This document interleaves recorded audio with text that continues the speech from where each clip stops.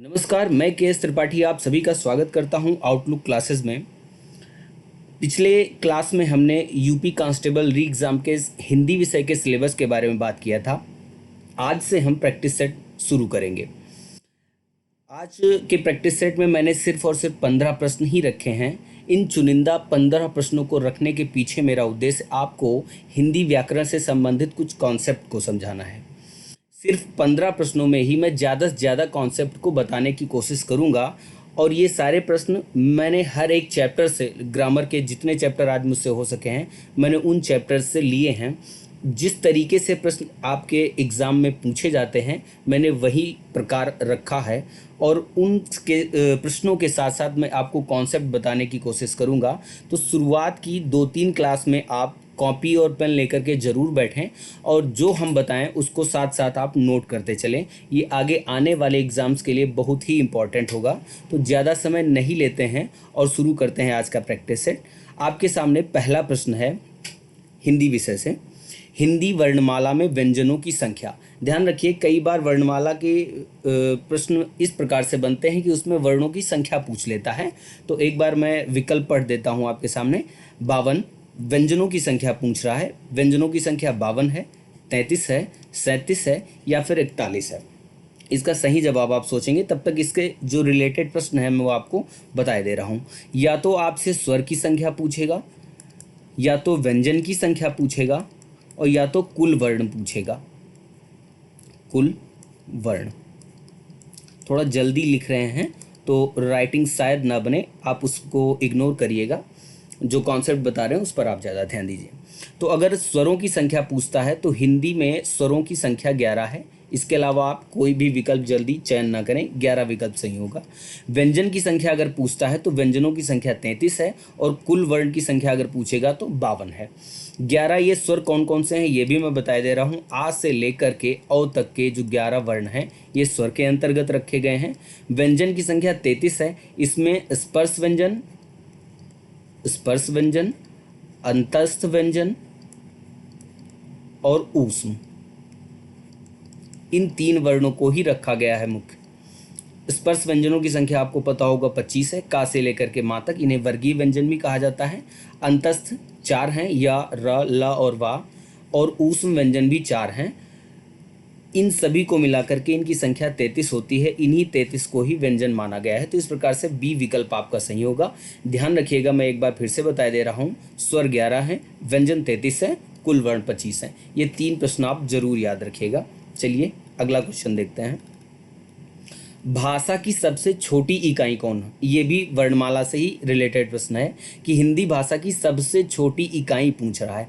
ध्यान रखना, लिखित इकाई, मौखिक इकाई की बात नहीं कर रहा है। प्रश्न को पढ़ते समय आप ध्यान रखेंगे कि लिखित इकाई पूछ रहा है या मौखिक इकाई पूछ रहा है। इन सब बातों का जरूर ध्यान रखना है आपको। लेकिन यहाँ प्रश्न में ना तो लिखित लिखा हुआ है ना तो मौखिक लिखा हुआ है, सबसे छोटी इकाई की। तो आपको जो भी मिल जाए उसको आप लिख सकते हैं। यहाँ पर विकल्प आपके सामने है, स्वनिम, अक्षर, शब्द या वाक्य। कौन सी होगी? चलिए एक बार मैं इससे रिलेटेड जो प्रश्न है वो बताए दे रहा हूँ। जो इकाइयाँ पूछी जाती हैं आपसे हिंदी विषय हिंदी भाषा से संबंधित, वो होती है सबसे छोटी इकाई। सबसे छोटी इकाई जो होगी उसको हम, पहला विकल्प तो आपका सही होगा स्वनिम। अगर स्वनिम लिखा है तो सबसे पहले आप उसी को टिक करेंगे। स्वनिम अगर लिखा हुआ नहीं मिलता है तो अगर कहीं वर्ण मिल रहा है तो उसको आप टिक कर सकते हैं। अगर सबसे छोटी सार्थक इकाई पूछ रहा है, सबसे छोटी सार्थक, तो सार्थक इकाई अगर कहीं मिलेगा तो उसमें आपका विकल्प जो होगा वो होगा रूपिम। रूपिम लिखा मिल सकता है। रूपिम आप ध्यान रखें ये शब्द जैसा ही होता है, एक हिसाब से आप कह सकते हो शब्द को ही रूपिम कह सकते हैं। रूपिम या पद भी लिखा मिल सकता है, तो या रूपग्राम भी लिखा हुआ मिल सकता है। अगर इन विकल्प में से कोई भी मिलेगा आपको तो वो क्या हो जाएगा? हिंदी भाषा की सबसे छोटी सार्थक इकाई। तो ये इन दोनों को आप याद रखेंगे। इस आधार पर देखिए यहाँ पर विकल्प, पहले विकल्प में स्वनिम मिल रहा है तो ये हिंदी भाषा की सबसे छोटी इकाई जो होगी वो स्वनिम हो जाएगी। अगर इसकी जगह वर्ण भी लिखा होता तो वो भी विकल्प सही होगा, आप ध्यान रखिएगा। चलिए आगे बढ़ते हैं तीसरे प्रश्न की तरफ। तीसरा प्रश्न भी हिंदी वर्णमाला से ही संबंधित है। ये छा वर्ण लिखा हुआ है। छा के संबंध में निम्नलिखित में से कौन सा विकल्प उचित है? सही विकल्प देखना है। छा जो है आपको बता दें, संयुक्त, अगर हिंदी वर्णमाला पढ़ेंगे तो उसमें एक आता है संयुक्त व्यंजन, और इन संयुक्त व्यंजनों की संख्या 4 है, जिसमें छ, त्र, ज्ञ और स्र आते हैं। ये 4 संयुक्त व्यंजन हैं। इसी में से छा वाले को पूछ रहा है कि ये किस किस वर्ण से मिलकर के बना है। संयुक्त व्यंजन की अगर आप परिभाषा पढ़ेंगे तो उसमें लिखा हुआ मिलता है कि दो वर्णों के योग से या दो व्यंजनों के योग से जो व्यंजन बने होते हैं उन्हें संयुक्त व्यंजन कहते हैं। दो व्यंजन ही कहा जाएगा, दो वर्णों के नहीं कह सकते। दो व्यंजन के योग से जो व्यंजन बना होगा वो संयुक्त व्यंजन कहलाएगा। तो आइए छा में देखते हैं। ध्यान रखना, छा दो तरीके से लिखा जाएगा। एक तो आप प्रश्न में ये इस तरीके से बिना हलंत वाला, दूसरा इस तरीके से हलंत के साथ लिखा हुआ मिल सकता है। इस प्रश्न पर आप जरूर ध्यान देंगे। यहाँ पर देखिए ये इस तरीके से लिखा हुआ है बिना हलंत के, मतलब जिन वर्णों के साथ हलंत लगा होता है उसके साथ स्वर नहीं है, और जिन वर्णों के साथ हलंत नहीं लगा होता है मतलब उसके साथ स्वर लगा हुआ है। इसका मतलब इस छा वाले के साथ आ भी आया हुआ है, लगा हुआ है। यहाँ पर छा के साथ आ नहीं लगा है। अब अगर इसको हम देखें तो का और सा से मिलकर के बने होते हैं ये दो। जो छा होगा का और सा से मिलकर के बना होता है। लेकिन अब इसमें ध्यान हमको ये देना है कि का ये जो छा है, ये पहला वाला जो का होगा वो हलंत वाचक होगा। दूसरा वाला का आप बिना हलंत के लिख सकते हैं, या इसको दूसरी तरीके से लिखना चाहें तो ये का हो जाएगा। और मूर्धन्य सा में भी अगर आप हलंत लगाते हैं तो इसके बाद आपको छोटा आ लगाना पड़ेगा। तो यहाँ पर इन दोनों तरीकों से ये छा लिखा जा सकता है। और अगर बात इसकी करें ये, तो ये पहले से ही लगा हुआ है हलंत, इसके मतलब इसके साथ स्वर नहीं है, तो दोनों में हलंत लगेगा। यहाँ पर प्रश्न आपका इससे संबंधित था, तो इन दोनों में से जो भी विकल्प में मिलेगा वो सही होगा। तो ये का के साथ यहाँ पे हलंत नहीं लगा है, यहाँ पे भी नहीं लगा है, यहाँ पे, तो ये वाला विकल्प आपका गलत हो जाता है। ये इस तरीके से ये वाला है, और ये सी वाला जो विकल्प है ये एकदम सही लिखा हुआ है। डी वाला गलत क्यों है? क्योंकि यहाँ पर भी हलंत होना चाहिए था। इस प्रकार से आपका सी विकल्प सही होगा। ऐसे ही ध्यान रखिएगा, त्रा भी जो होगा वो ता प्लस रा से मिल करके बना होता है। ज्ञा जो होता है वो जा प्लस इया से, यहाँ पे हलंत जरूर लगेगा, जा प्लस इया से। और स्रा जो होता है वो तालव्य सा प्लस रा से मिल करके बना होता है। तो ये चीज़ आप बिल्कुल ध्यान रखें। इन चारों वर्णों को आप याद रखेगा, इन चारों संयुक्त व्यंजनों को आप याद रखेंगे। चौथे प्रश्न की ओर बढ़ते हैं। चौथा प्रश्न है डा। डा वर्ण है। डा वर्ण क्या है? आप व्यंजन का वर्गीकरण जब पढ़ेंगे तो वहाँ पर प्राणत्व के आधार पर वर्णों को दो पार्ट में बांट दिया जाता है। प्राणत्व के आधार पर एक हो जाता है अल्प प्राण और दूसरा हो जाता है महाप्राण। तो अल्प प्राण के अंतर्गत कौन कौन से आएंगे, महाप्राण के अंतर्गत कौन कौन से आएंगे? अल्प प्राण में प्रत्येक वर्ग का पहला, तीसरा, पांचवा वर्ण, समस्त स्वर जो होते हैं वो हो जाएंगे, और जो अंतस्थ होगा वो आएगा। इसके बाद महाप्राण आता है। तो महाप्राण में अब जितने बचे इसमें से प्रत्येक वर्ग का दूसरा और चौथा वर्ण आ जाएगा, और ऊष्म व्यंजन, ये महाप्राण होते हैं। तो इसको आप ध्यान में रखिएगा कि अल्प प्राण वर्ण कौन कौन से हैं, महाप्राण कौन से हैं। तो ये पहला, तीसरा, पांचवा स्वर अंतस्थ व्यंजन ये अल्प प्राण होते हैं। महाप्राण में दूसरा और चौथा तथा ऊष्म व्यंजन आएगा। इसके बाद अब देखते हैं, ये एक डिवीजन यहाँ पे लिखा हुआ है घोष और अघोष करके, अघोष या सघोष करके। यहाँ पर ध्यान रखिए, एक होता है अघोष, दूसरा होता है घोष, या इसी को हम सघोष भी बोलते हैं। तो ये दोनों हो जाएंगे। तो यहाँ पर अब देखते हैं घोषत्व के आधार पर या स्वर तंत्रियों में कंपन के आधार पर ये दो प्रकार के बन जाते हैं। एक तो हो जाता है अघोष और दूसरा हो जाता है सघोष। मतलब जिनके उच्चारण में स्वर तंत्रियों में कंपन हो वो सघोष, और जिनमें ना हो वो अघोष कहलाता है। अब इसमें आएगा कौन कौन? अब अघोष वर्ण जो होते हैं वो प्रत्येक वर्ग के पहले और दूसरे वर्ण हो जाएंगे। यहाँ पर प्रत्येक वर्ग के तीसरे, चौथे और पांचवें वर्ण को सघोष कहा जाता है। सघोष में आप एक चीज़ और थोड़ा बढ़ाएंगे, इसमें सघोष में इसके साथ साथ स्वरों को भी रखा गया है, और स्वर जहाँ आते हैं उसके साथ साथ अंतस्थ व्यंजन भी आएगा। तो यहाँ पर ये अंतस्थ आ जाएगा, अंतस्थ व्यंजन भी। ध्यान रखना एक चीज़ और आपको वो सबसे इम्पॉर्टेंट है बताना, सघोष जो होगा वो यहाँ पर ऊष्म व्यंजन, यहाँ पर ऊष्म व्यंजन के केवल ये, माफ करिए, तालव्य, मूर्धन्य और दंत सा, ये होते हैं। जो हा बचा हुआ है वो सघोष में ही आएगा। तो ये बहुत ज़्यादा इंपॉर्टेंट है, इसको ध्यान में रखना। ये सारा डिवीज़न आपका घोषत्व और प्राणत्व के आधार पर लिखा हुआ है। अब हम आते हैं क्वेश्चन सॉल्व कैसे करेंगे। ये डा वर्ण पूछ रहा है। डा है वर्गीय व्यंजन, टा वर्ग का व्यंजन है। टा वर्ग में पहले नंबर पे टा, ठा और फिर डा आता है, यानी कि डा ठहरा तीसरा। तो तीसरा आपको यहाँ पर मिलेगा, तीसरा यहाँ पर मिल रहा है अल्प प्राण और महाप्राण वाले डिवीजन में, यानी कि जो डा वर्ड है वो क्या है, अल्प प्राण है। तो ये पहले और दूसरे विकल्प में से हो जाएगा, ये तो एकदम गलत हो गए। अब देखना है अघोष है कि सघोष। तो यहाँ पर तीसरा वाला आपको सघोष मिल रहा है, सघोष या घोष कह सकते हो, यानी कि ये दूसरा वाला ऑप्शन एकदम सही हो जाएगा, अल्प प्राण और घोष। ऐसे ही कोई भी वर्ण अगर आपको मिलता है, मान लिया जैसे टा ही मिल गया, तो टा पहला वर्ण है, तो पहला वाला क्या हो जाएगा, अल्प प्राण और अघोष हो जाएगा। इसी तरीके से आपको सारे क्वेश्चन सॉल्व करने हैं। ये 52 के 52 वर्ण जो होंगे वो आपको इसी पूरी टेबल में से मिल जाएंगे। इसको आप कॉपी में जरूर लिख लेना। चलिए अगले क्वेश्चन की तरफ बढ़ते हैं, क्वेश्चन नंबर 5 की तरफ। इसमें से तत्सम शब्द को छांटना है। तत्सम शब्द आप देखे होंगे, तत्सम और तद्भव दो तरीके के होते हैं। इनकी पहचान क्या है, तत्सम शब्द जो होते हैं ये संस्कृत भाषा से ज्यों के त्यों उतार लिए जाते हैं, इनका रूप परिवर्तित नहीं होता है, तत्सम कहलाएंगे। और जिनका रूप बदल जाए हिंदी भाषा में आते आते वो तद्भव कहलाएंगे। तो यहाँ पर देखते हैं कौन सा तत्सम है, साग, दस, आयशु और आलस्य, इसमें से कौन सा विकल्प सही होगा। चलिए देखते हैं। साग जो है ये तद्भव शब्द है, इसका तत्सम जो होता है वो शाक होता है। दस का तत्सम जो होगा वो दश होता है, इस तरीके से तालब विसा होगा लिखा जाएगा। आयसु का तत्सम आदेश होता है, और ये जो आलस्य है ये तत्सम शब्द ही है। इस प्रकार से आपका डी वाला ऑप्शन सही हो जाएगा। तो तत्सम और तद्भव शब्द आप लोग याद करते रहेंगे, और ये आपके आगे आने वाले प्रैक्टिस सेट में मैं काफ़ी सारे क्वेश्चन रखूँगा इनसे रिलेटेड, उसको सॉल्व करवाएंगे। चलिए छठे क्वेश्चन की तरफ बढ़ते हैं। छठा क्वेश्चन है चालाकी शब्द भाववाचक संज्ञा है, यह किस प्रकार के शब्द से बनी हुई है। ध्यान रखिएगा, संज्ञा चैप्टर से मैंने केवल 2 प्रश्नों को चुना है, केवल और केवल 2 प्रश्नों को। साधारण तौर पर संज्ञा अगर आपसे पूछता है कि व्यक्तिवाचक, जातिवाचक, द्रव्यवाचक, समूहवाचक, कोई भी संज्ञा आपसे पूछता है, आप पहचान लेंगे, रट करके तैयार कर सकते हैं। संज्ञा चैप्टर से 2 तरीके के क्वेश्चन जो मुझे इंपॉर्टेंट लगते हैं, उसमें से पहला ये छठा प्रश्न है आपके सामने मैंने रखा है।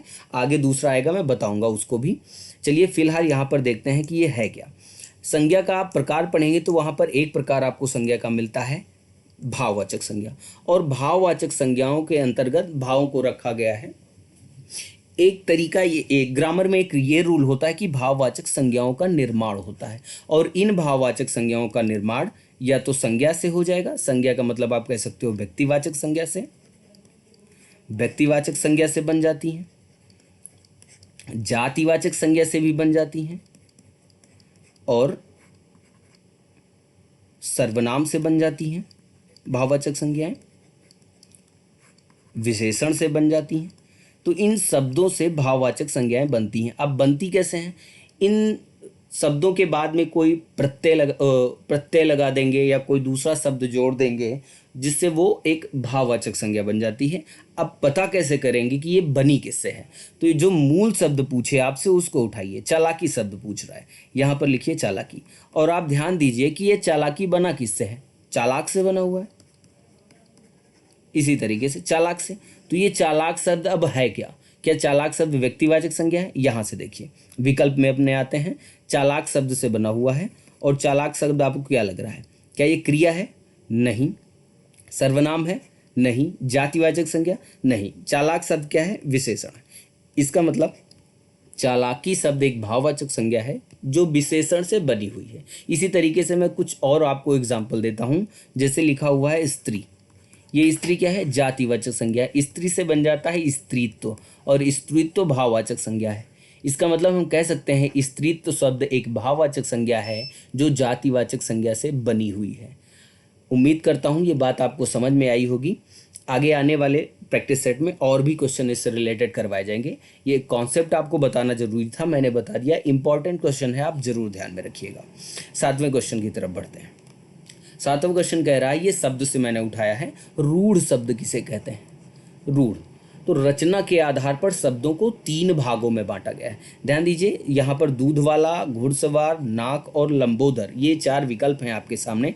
लेकिन मैं इससे पहले आपको बता दूं कि होते क्या हैं ये रूढ़ शब्द, या फिर और भी इनसे संबंधित कितने प्रकार होता है। तो एक होता है रूढ़ शब्द, अगर आप रचना के आधार पर पढ़ेंगे, रूढ़ शब्द, यौगिक शब्द और योग रूढ़ शब्द। योग रूढ़ शब्द, तो ये क्या होगा, ये 3 प्रकार के होते हैं। अब आते हैं पहले रूढ़ शब्द होता क्या है। रूढ़ शब्द होगा, इसमें ना तो कोई उपसर्ग लगा होगा, ना तो कोई प्रत्यय लगा होगा, ना ही कोई 2 शब्दों का योग होगा। मतलब उपसर्ग भी नहीं होगा, गलत लिख गया यार, उपसर्ग नहीं होगा, प्रत्यय नहीं होगा और शब्द भी नहीं जुड़े होंगे, 2 या 2 से अधिक शब्द नहीं जुड़े होंगे। ये होता है रूढ़ शब्द। मतलब ये अकेला है, इसको आप तोड़ फोड़ नहीं सकते, ना उपसर्ग निकाल सकते ना प्रत्यय निकाल सकते हैं। यौगिक शब्द क्या होता है, इसमें उपसर्ग लगा हो सकता है, प्रत्यय लगा हो सकता है, या 2 शब्दों का योग हो सकता है, वो क्या कहलाएगा, यौगिक शब्द। तीसरा देखते हैं योग रूढ़ क्या होगा। योग रूढ़ में यौगिक और रूढ़ वाले दोनों गुण पाए जाते हैं। मतलब ये कम से कम 2 शब्दों के योग से बने होंगे और एक तीसरे अर्थ में रूढ़ हो जाएंगे। तीसरे अर्थ में ये रूढ़ हो जाएंगे। इसका मतलब क्या है, 2 शब्दों से मिलेगा और तीसरे अर्थ में रूढ़, मतलब एक निश्चित अर्थ देने लग जाएगा। अब तीनों के एग्जाम्पल मैं आपके सामने रखता हूँ। जैसे यहाँ पर रूढ़ शब्द का एक उदाहरण आपके सामने है, घर।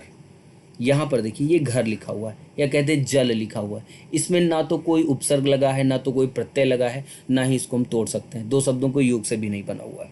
तो ये क्या कहलाएंगे, ऐसे शब्द रूढ़ शब्द कहलाते हैं। यौगिक शब्द क्या होते हैं, यौगिक 2 शब्दों के योग से मिलकर बना होगा। जैसे ये लिख दिया, मान लिया मैंने जल और वायु, 2 अलग अलग शब्द हैं और इनको मैंने जोड़ दिया, तो ये जलवायु शब्द क्या कहलाएगा, यौगिक शब्द कहलाएगा। ठीक, इनको आप तोड़ सकते हैं। तो यहाँ पर आप ध्यान दीजिए, एक पहचान आप दिमाग में अपने रखिए, जिन शब्दों का आप संधि विच्छेद जल्दी कर ही ना पाएँ वो रूढ़ शब्द होंगे। मतलब 2 शब्दों में ना टूटे, प्रत्यय में ना टूटे, उपसर्ग ना टूटे, मतलब उपसर्ग ना निकले, प्रत्यय ना निकले, 2 शब्दों में ना टूटे, रूढ़ शब्द कहलाएगा। यौगिक क्या होगा, इनका आप आसानी से संधि विच्छेद कर लेंगे। अगर संधि विच्छेद आसानी से कर ले गए, मतलब उपसर्ग निकाल दिया, प्रत्यय निकाल दिया, या शब्दों को आप निकाल सके 2 अलग अलग, तो वो यौगिक कहलाएंगे। जैसे जल अलग और वायु अलग, दोनों को मिला दिए जलवायु हो गया, ये यौगिक शब्द है। तीसरा योग रूढ़ क्या होगा, यहाँ पर अगर आप समास चैप्टर पढ़े होंगे तो समास में एक आप पढ़ते हैं बहुव्रीहि समास। बहुव्रीहि समास जहाँ पर आप पढ़ते हैं, वहाँ पर सेम यही चीज़ होती है कि कम से कम 2 पदों से मिलकर बना होगा और तीसरा अर्थ देता है। तो अगर बहुव्रीहि समास कहीं भी आपको ऐसा शब्द मिले जिसमें बहुव्रीहि समास हो, आप आँख बंद करके लगा सकते हैं कि वो योग रूढ़ शब्द है। समझाते हैं कैसे, क्या बताया मैंने, 2 शब्दों से मिलकर बना, तीसरे अर्थ में रूढ़। जैसे ये वाला एग्जाम्पल आप उठा लीजिए, लंबा प्लस उदर, ये बन गया लंबोदर। क्या बना, लंबोदर। और तीसरा ये अर्थ, विशेष अर्थ में किस में रूढ़ हो रहा है, गणेश जी में। इसका अर्थ क्या है, भगवान गणेश को कहा जाता है लंबोदर। मतलब ये विशेष अर्थ में रूढ़ हो गया, गणेश हो गया इसका अर्थ। बहुव्रीहि समास है ना, आप आसानी से लगा सकते हो योग रूढ़ को। एक बार मैं रिपीट कर रहा हूँ, शब्दों को नहीं तोड़ पाए रूढ़ शब्द, अगर तोड़ दिए यौगिक शब्द, बहुव्रीहि समास वाले योग रूढ़ शब्द कहलाएंगे। अब यहाँ पर विकल्प पे आते हैं। दूध वाला, दूध और वाला अलग अलग हो गया, यौगिक शब्द है। घुड़सवार अलग अलग शब्द हैं, यौगिक है। नाक, इसको आप नहीं तोड़ पाओगे, यही क्या होगा, आपका रूढ़ शब्द हो जाएगा। लंबोदर मैंने अभी बताया, गणेश अर्थ होता है इसका मतलब ये क्या है, योग रूढ़ शब्द है। ठीक, उम्मीद करते हैं आपको ये चीज़ समझ में आई होगी। अब अगर आगे इससे संबंधित कोई प्रश्न मिलेगा तो शायद आपको दिक्कत नहीं होगी। चलिए आगे बढ़ते हैं 8वें क्वेश्चन की तरफ। वह लड़का बीमार है, वाक्य को ध्यान से पढ़िएगा। वह लड़का बीमार है, प्रयुक्त वह शब्द क्या है, ये वह पूछ रहा है। इस वाक्य में जो वह आया हुआ ये क्या है, क्या वह उत्तम पुरुषवाचक सर्वनाम है, या सार्वनामिक विशेषण है, या अन्य पुरुषवाचक सर्वनाम है, या निजवाचक सर्वनाम है। यहाँ पर 3 विकल्प आपको सर्वनाम से रिलेटेड मिल रहे हैं, बाकी के जो विकल्प आपको मिल रहे हैं, एक विकल्प वो विशेषण से रिलेटेड है। अब देखते हैं इसमें क्या है। तो अगर हम सर्वनाम की बात करें तो सर्वनाम 6 प्रकार के होते हैं। सर्वनाम जो होंगे वो 6 प्रकार के हो जाएंगे। इस प्रश्न को बड़े ध्यान से समझिएगा।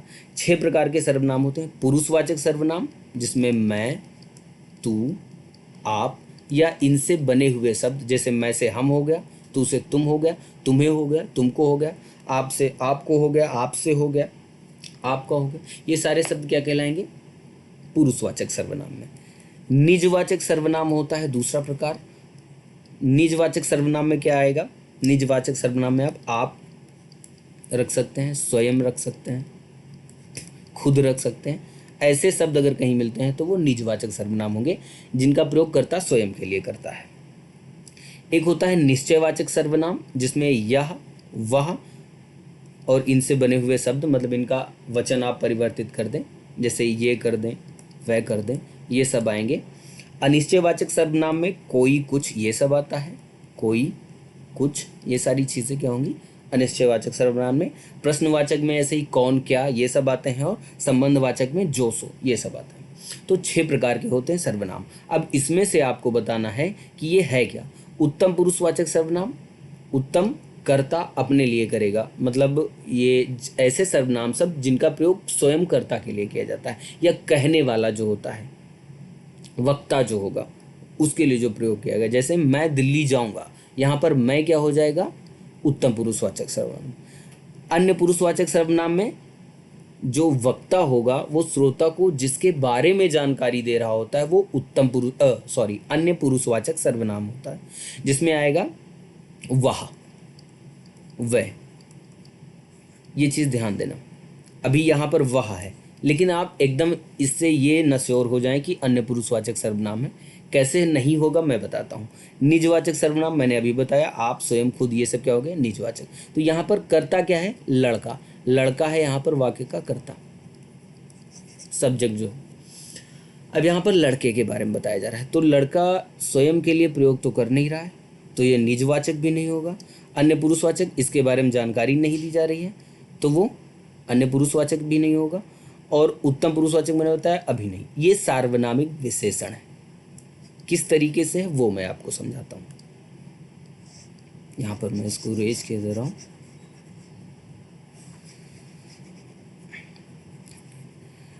जब आप संज्ञा और सर्वनाम चैप्टर पढ़े होंगे तो संज्ञा की परिभाषा होती है किसी व्यक्ति, वस्तु अथवा स्थान या भाव के नाम को संज्ञा कहते हैं।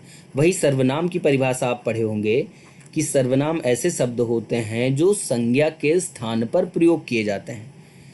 आप अगर सोचेंगे तो एक चीज़ निकल के आती है कि किसी वाक्य में जब संज्ञा को हटाया जाएगा, नहीं रहेगी, उसके स्थान पर सर्वनाम आएगा।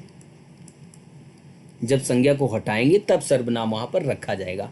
नॉर्मली अगर एक रूल देखें तो संज्ञा और सर्वनाम दोनों एक ही चीज़ के लिए अगर यूज़ हो रहे हैं तो नहीं आएंगी एक साथ में। जैसे कह दिए वह लड़का बीमार है, मान के चलो कोई एक लड़का है, ये मान के चलिए लड़का हो गया, और ये लड़का क्या है? बीमार है। तो ये वह शब्द क्या? सर्वनाम है, और लड़का ये क्या है? ये संज्ञा है। ये दोनों शब्द इसी व्यक्ति के लिए प्रयोग किए गए हैं।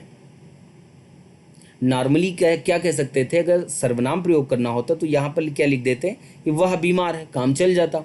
लेकिन वह लड़का ये क्या है? ये निश्चित कर रहा है कि किसी इसी व्यक्ति के बारे में बात की जा रही है। तो एक तो ये, इसको हम कह सकते हैं निश्चयवाचक सर्वनाम। निश्चयवाचक सर्वनाम अगर ये विकल्प में होता तो ये सही होता, निश्चयवाचक, लेकिन ये विकल्प में है नहीं।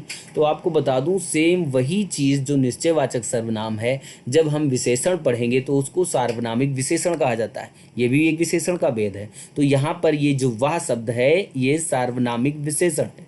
ध्यान रखिएगा, जब किसी सेंटेंस में किसी एक ही व्यक्ति या वस्तु के लिए संज्ञा और सर्वनाम दोनों प्रयोग किए जाएं, जैसे कि इस व्यक्ति के लिए ये वह शब्द भी आया है और लड़का शब्द भी आया है, मतलब संज्ञा भी आई और सर्वनाम भी आया। माफ़ करिए, उल्टा बोल दिया, ये सर्वनाम भी आया और संज्ञा भी आई, दोनों इसी व्यक्ति के लिए आए। तो इस कंडीशन में जो होगा वो निश्चयवाचक सर्वनाम कहलाएगा, या हम उसी को सार्वनामिक विशेषण भी कहते हैं। दोनों सेम चीज़ें हैं। उम्मीद करते हैं ये आपको समझ आया होगा। चलिए आगे 9वें क्वेश्चन की तरफ बढ़ते हैं। यहाँ पर विशेषण से अगला क्वेश्चन है, कवियों में कालिदास श्रेष्ठ हैं, ये सेंटेंस लिखा हुआ है। वाक्य में विशेषण की किस अवस्था का प्रयोग हुआ है? ध्यान रखिए, विशेषण की अवस्थाएं होती हैं तीन, मूलावस्था, उत्तरावस्था, उत्तमावस्था। ये तीन अवस्थाएं हैं विशेषण की। अब तीनों में अंतर क्या है मैं ये बताता हूँ आपको, फिर आपको क्लियर हो जाएगा कि क्या इसमें सही है। विशेषण होता क्या है, सबसे पहले आप ये जानें।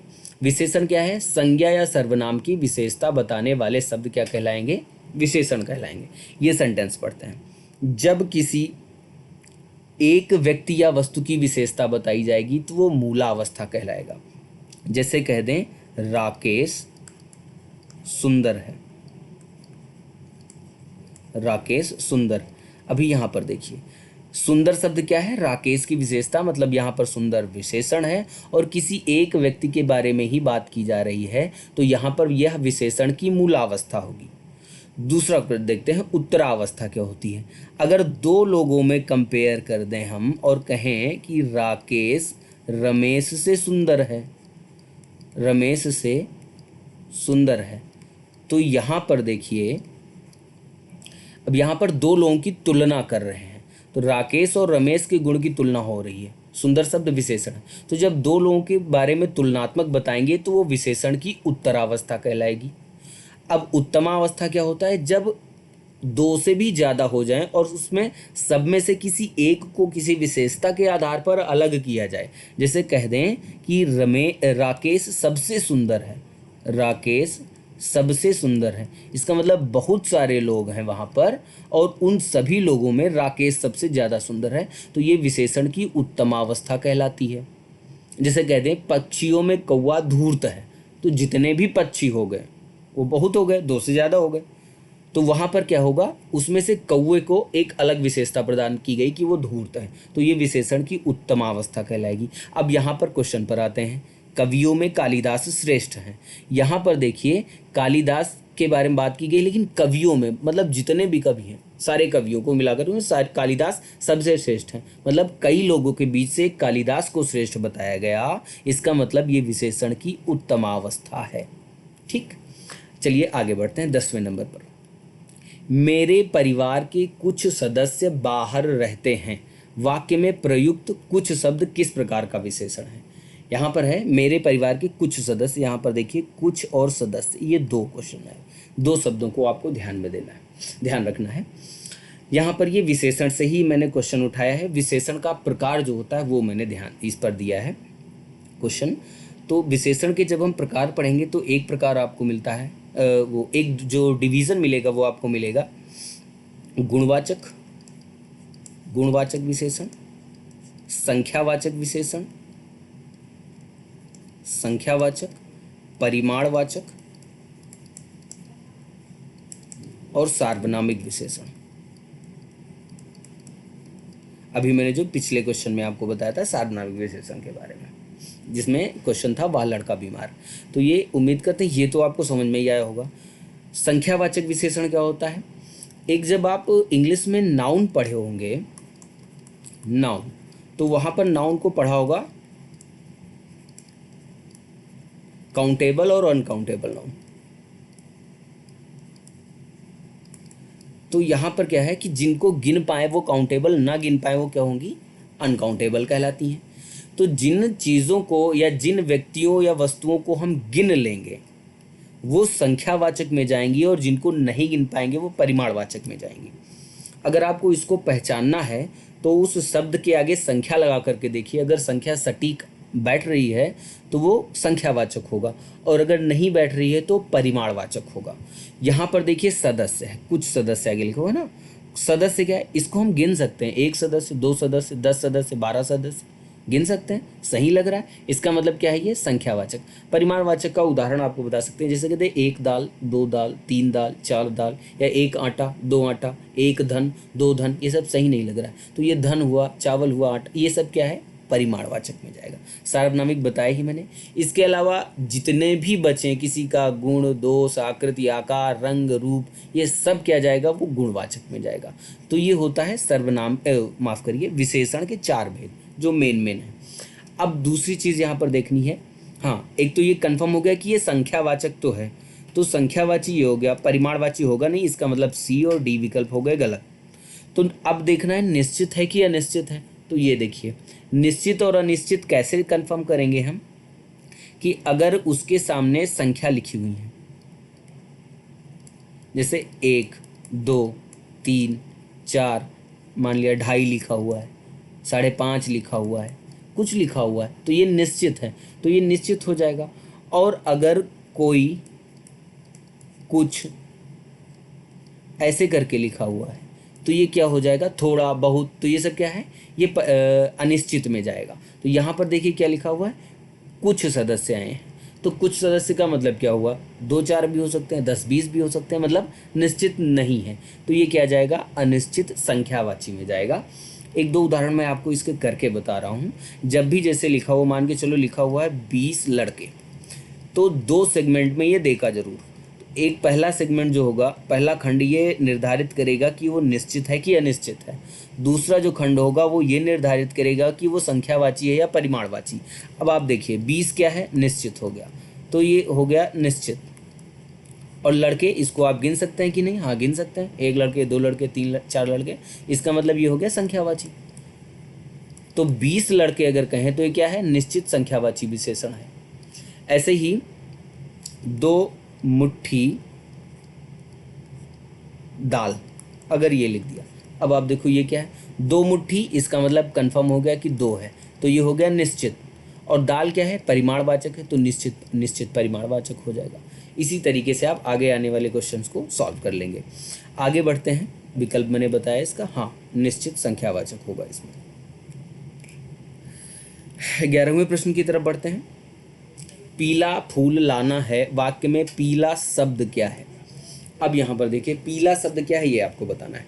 ये भी क्वेश्चन मैंने विशेषण से ही उठाया है। विशेषण का आपको एक और आधार पर विभाजन मिलता है। फिलहाल यहाँ पर इसके हम विकल्प देख रहे हैं।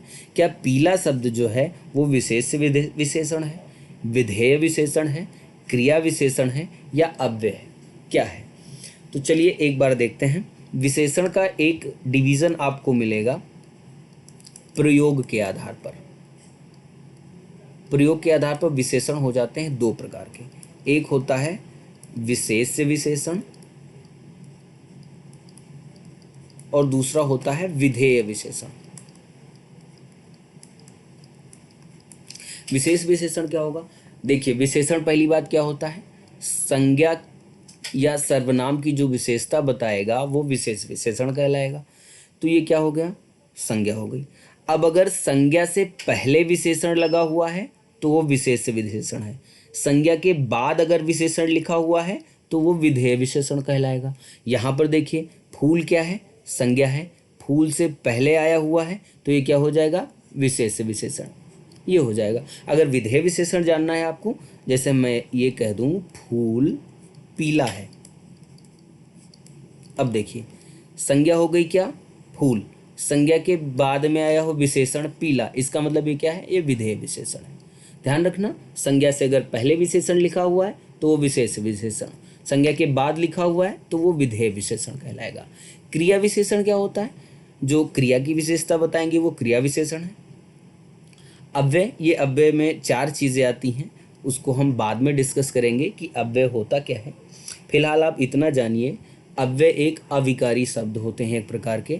अविकारी मतलब जिनमें विकार उत्पन्न नहीं किया जा सकता है, और विकार का तात्पर्य परिवर्तन से है। तो ऐसे शब्द जिनमें परिवर्तन ना हो वो अव्यय कहलाएंगे। अब परिवर्तन होगा तो होगा किसमें, या नहीं होगा तो किसमें नहीं होगा, वो शब्द के लिंग, वचन या कारक में। अगर लिंग, वचन या कारक में जिन शब्दों के परिवर्तन नहीं होगा वो अविकारी शब्द या अव्यय कहलाते हैं। इसके बारे में डिटेल में आगे देखेंगे। चलिए 12वें नंबर प्रश्न की तरफ बढ़ते हैं। निम्नलिखित में से विशेषण शब्द है, आपको विशेषण ढूंढना है। विशेषण का एक और प्रकार आ गया क्वेश्चन का, ध्यान रखना। विशेषण से प्रश्न मैंने इसलिए ज़्यादा रखे हैं कि इससे कई प्रकार के क्वेश्चन पूछे जाते हैं और बहुत ही इम्पॉर्टेंट हैं। और भी कई टाइप के क्वेश्चन आते हैं, आगे आने वाले प्रैक्टिस सेट में मैं इसको करवाता रहूँगा। फिलहाल आज के प्रैक्टिस सेट में मेरा उद्देश्य आपको कॉन्सेप्ट बताना है। देखिए इसको, विशेषण शब्द होते क्या हैं। विशेषण यहाँ पर जब आप देखेंगे, अगर किसी भी शब्द में आपको विशेषण की पहचान करनी है तो यहाँ पर आप आसानी से करेंगे क्या, कोई संज्ञा शब्द लेंगे और उस संज्ञा शब्द के आगे शब्द को लिखिए। अगर वो विशेषण है तो सही लगेगा सुनने में, अदरवाइज वो गलत हो जाएगा। यहाँ पर आपके सामने 4 विकल्प हैं, ईमानदार, ईमानदारी, ईमानदारों या ईमान। ये सारे शब्द जो होंगे वो संज्ञा के आगे आप एक एक बार लिख करके देख लीजिए, और जो शब्द सही लगे वो क्या होगा, विशेषण कहलाएगा, अदरवाइज वो विशेषण नहीं है। एक कोई संज्ञा पकड़ते हैं, जैसे ईमानदार गुण मान के चलो लड़का है, कोई लड़के का ही गुण होगा ईमानदार। तो अब ईमानदार जो होगा उसके साथ लड़के के आगे लगा के देखिए इन सभी शब्दों को। ईमानदार लड़का सही लग रहा है सुनने में, ईमानदारी लड़का सुनने में सही नहीं लग रहा ना, इसका मतलब ये गलत है। ईमानदारों लड़का सुनने में सही नहीं लग रहा, गलत है। ईमान लड़का ये भी अच्छा नहीं लग रहा, ये भी गलत। ईमानदार लड़का ये सुनने में अच्छा लग रहा है, सही लग रहा है, इसका मतलब यही क्या है, विशेषण। तो कभी भी इस टाइप का अगर प्रश्न आपको मिले कि 4 शब्द दे रखे उसमें पहचानना हो कि विशेषण क्या है, तुरंत आप एक उसके पीछे संज्ञा शब्द लगाइए, और अगर सही लगने में लग रहा है, सुनने में सही लग रहा है, समझने में सही लग रहा है, इसका मतलब वो विशेषण है। जैसे मान के चलो बेईमान लिखा होता तो विशेषण इसके पीछे लगा देंगे लड़का। जैसे पीला शब्द विशेषण है, इसके सामने आप फूल लिख दिए, पीला फूल सुनने में सही लग रहा है, संज्ञा लगा दिए पीछे, अच्छा लग रहा है सुनने में, क्या हो जाएगा, विशेषण हो जाएगा। ठीक, तो ये एक टाइप का प्रश्न आता है विशेषण से। अगले प्रश्न की तरफ बढ़ते हैं हम। 13 नंबर प्रश्न, भाषा की सबसे छोटी सार्थक इकाई है। अभी जस्ट मैंने ऊपर बताया था, इसको आप लोग स्वयं करेंगे। क्या वर्ण है, अक्षर है, शब्द है, वाक्य है, क्या होगा, तो इसमें सबसे छोटी इकाई जो हो जाएगी वो शब्द हो जाएगी। सबसे छोटी सार्थक इकाई की बात कर रहा है, मतलब जिसका अर्थ हो कोई, तो वो शब्द कहलाती है। वर्ण नहीं होगा, वर्ण सबसे छोटी इकाई होती है। ठीक, लेकिन अगर आप कहें तो इसको हम लिखित इकाई कह सकते हैं, सबसे छोटी लिखित इकाई। हाँ, वहाँ पर कुछ चीज़ें छूट गई लिखना। अगर लिखित इकाई पूछे तो वो वर्ण हो जाएगा। अगर यही मौखिक इकाई पूछ ले, मौखिक इकाई भाषा की सबसे छोटी की बात कर रहे हैं, मौखिक इकाई, तो वो ध्वनि हो जाएगी। ध्यान रखना, ध्वनि और वर्ण सेम चीज़ हैं, बस अगर वो लिखी हुई है तो वर्ण कहलाती है, और सांकेतिक रूप में है या प्रतीकात्मक रूप में है तो वो ध्वनि कहलाती है। जब तक हम का बोल रहे हैं तब तक का ध्वनि है, और अगर जैसे मान लिया आ बोल रहे हैं तो आ ध्वनि है, और अगर ये लिख दिए तो यही वर्ण हो जाएगा। कोई अंतर नहीं है, बस इतना सा अंतर है। तो सबसे छोटी लिखित इकाई वर्ण, सबसे छोटी मौखिक इकाई ध्वनि। अब इस तरीके से एक लाइन हम और बोल सकते हैं, वर्ण ध्वनियों के प्रतीकात्मक रूप होते हैं, या हम कह सकते हैं ध्वनि वर्णों का मौखिक रूप हो सकता है। ये दोनों लाइन बहुत ही ज़्यादा इम्पॉर्टेंट है, आप ध्यान में रखिएगा, लिख लीजिएगा इसको। एक बात और मैं यहाँ पर आपको क्लियर कर दूँ कि वर्ण और अक्षर, हो सकता है आपको इतने दिन से लगता हो कि वर्ण और अक्षर दोनों सेम चीज़ हैं, नहीं, वर्ण अलग चीज़ है, अक्षर अलग चीज़ है। ये आ जो है ये वर्ण है, ये का लिखा हुआ है ये का वर्ण है, लेकिन ये जो का लिखा हुआ है ये अक्षर है। यहाँ पर का मतलब केवल का, और इस का मतलब है का प्लस आ, ध्यान रखना।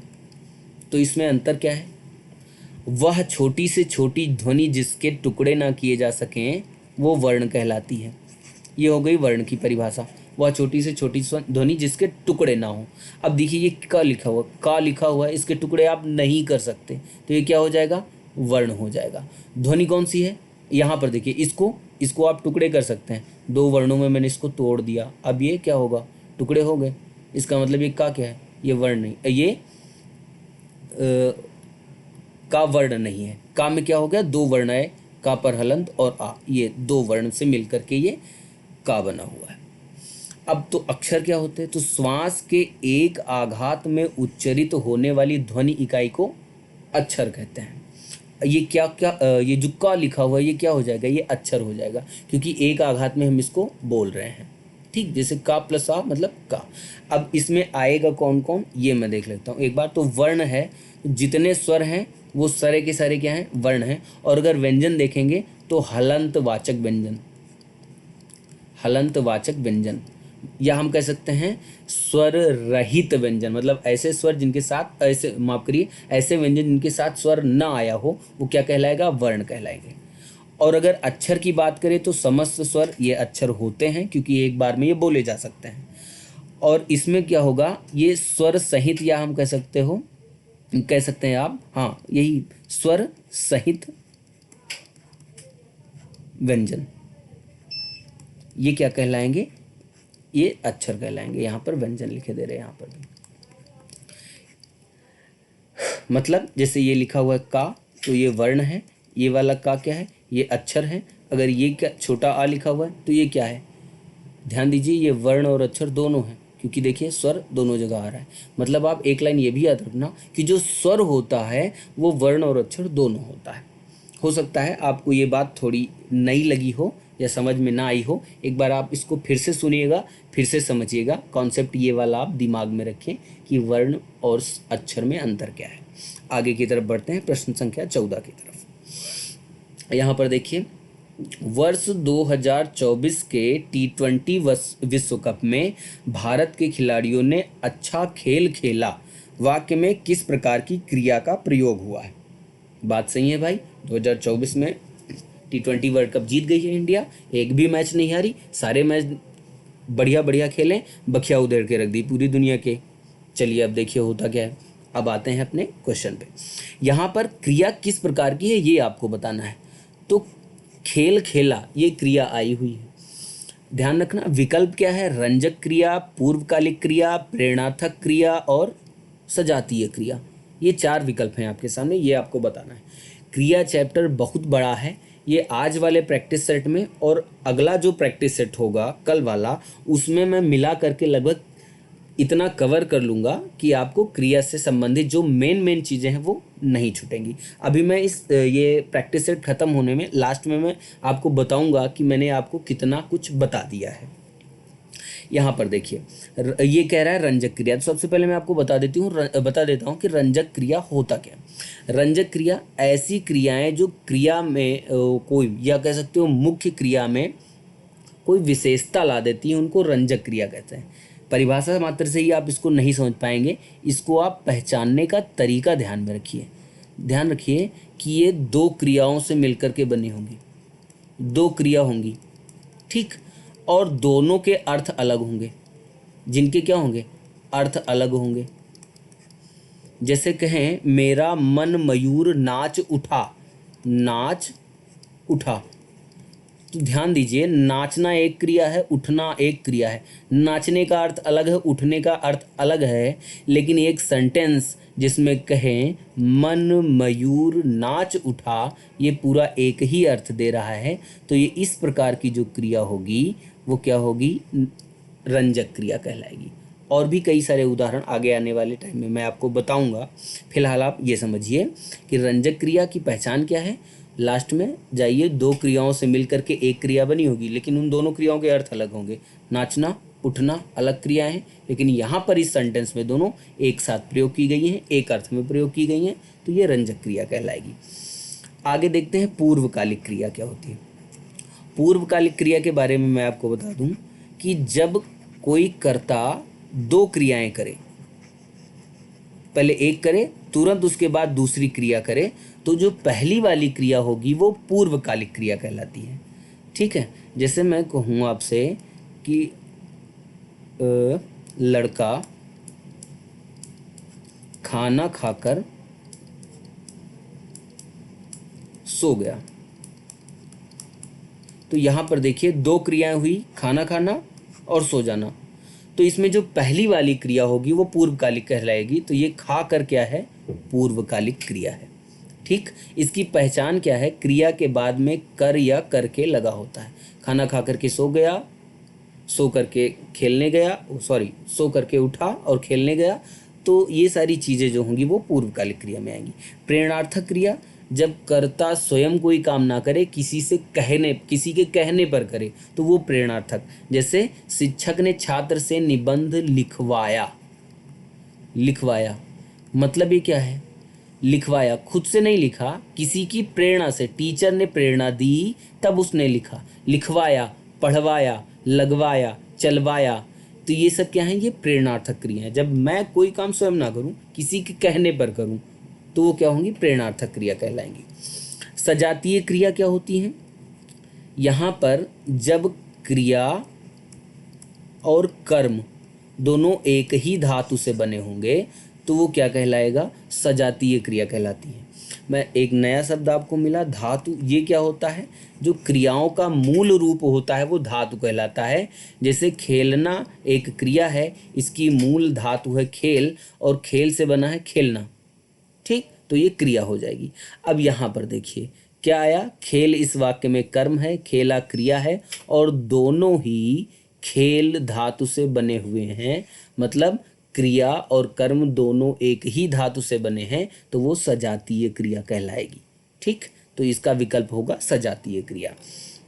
इससे पहले मैंने विकल्प बताया है, हाँ सही। तो ये सजातीय क्रिया होगी। जैसे खेल खेला, चाल चली, लड़ाई लड़ी, तो ये सब क्या है, सजातीय क्रियाएं कहलाएंगी। चलिए आगे प्रश्न की तरफ बढ़ते हैं। 15 नंबर, लड़का खाना खाकर स्कूल गया, ये किस प्रकार की क्रिया है। अकर्मक क्रिया।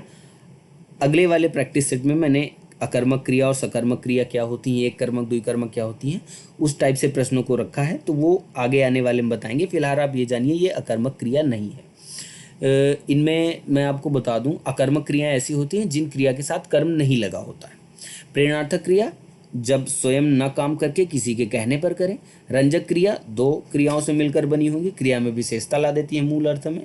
पूर्वकालिक क्रिया एक काम खत्म करके दूसरा काम तुरंत करे। यहाँ पर जस्ट पहले अभी मैंने आपको बताया पूर्वकालिक क्रिया, लड़का खाना खाकर सो गया। यहाँ पर देखिए लड़का खाना खाकर स्कूल गया। कर या करके इसकी पहचान होती है, मैंने बताया अभी। दो क्रियाएं होंगी, खाकर एक क्रिया, गया दूसरा क्रिया। पहली वाली क्रिया क्या कहलाएगी, पूर्वकालिक, खाकर स्कूल गया, यानी कि इसमें पूर्वकालिक क्रिया का प्रयोग किया गया है। डी ऑप्शन आपका सही है 15वें में। तो ये था प्रैक्टिस सेट आज आपका, जिसमें मैंने जो जितने प्रकार से क्वेश्चन बनते हैं उनको रखा है। आज मैंने ज़्यादा क्वेश्चन नहीं कराए, मेरा पूरा का पूरा फोकस आपको कॉन्सेप्ट समझाने पर था।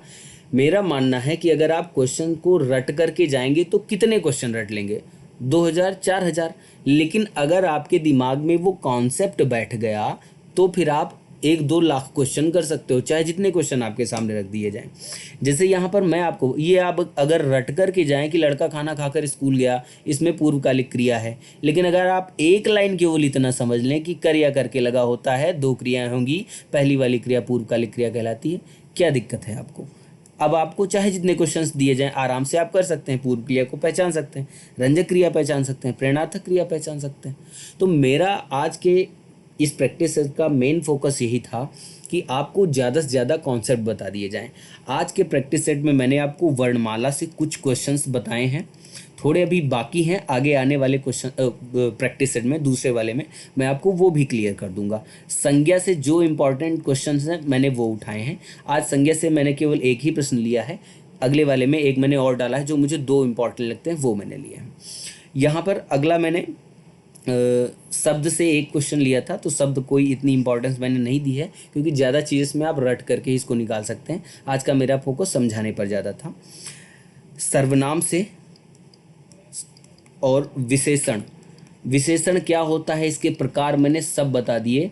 जो प्रयोग के आधार पर है, विशेष विशेषण और विधेय विशेषण, वो मैंने आपको बता दिया। साधारण जो वर्गीकरण है, गुणवाचक, संख्यावाचक, परिमाणवाचक, सार्वनामिक विशेषण, वो मैंने आपको बता दिया। विशेषण की अवस्थाएं मैंने आपको बता दी, उत्तरावस्था, उत्तमावस्था और मूलावस्था, 3 अवस्थाएं होती हैं, वो मैंने बता दी आपको। विशेषण पहचानने के लिए डायरेक्ट कोई शब्द दे देता है तो वो 4-5 टाइप से इसमें क्वेश्चन बनते हैं, वो मैंने सारे आपको बता दिए। सर्वनाम से बता दिए, विशेषण से बता दिए, क्रिया के 1-2 क्वेश्चन मैंने यहाँ पर ले लिए हैं। तो ये लगभग थोड़े टॉपिक मैंने इसमें आपके कवर कर दिए हैं। अब आगे आने वाले प्रैक्टिस सेट जो दूसरा होगा उसमें मैं बचे हुए ग्रामर के कुछ इंपॉर्टेंट क्वेश्चंस को रखूँगा, जिससे आपके जितने इंपॉर्टेंट क्वेश्चन बन रहे हैं वो आपका एक बार कॉन्सेप्ट क्लियर हो जाए। उसके बाद जो प्रैक्टिस सेट करवाएंगे उसमें मैं प्रश्नों की संख्या को ज़्यादा रखूँगा और जल्दी जल्दी उसको सॉल्व कराऊँगा, क्योंकि मुझे तब कॉन्सेप्ट बताने की ज़रूरत नहीं पड़ेगी। चलिए, आपको आने वाले एग्ज़ाम्स के लिए बहुत बहुत शुभकामनाएं। मेहनत करते रहिए, लगे रहिए बड़े मेहनत के साथ। कोई भी समस्या आती है आप कमेंट कर सकते हैं, मैं उसका निवारण करूँगा। बहुत बहुत धन्यवाद।